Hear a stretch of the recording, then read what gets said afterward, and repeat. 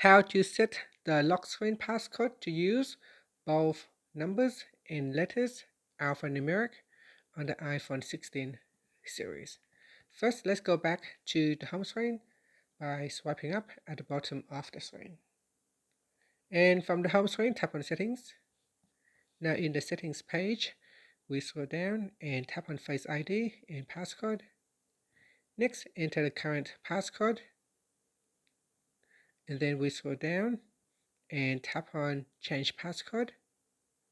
Next, we need to put in the current passcode.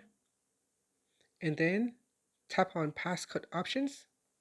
Now down here, tap on Custom Alphanumeric Code. Next, you can enter in both letters and numbers. So here I'll put in letters, then number, and then tap on Next. And then we need to re-enter the same password, then tap on Done.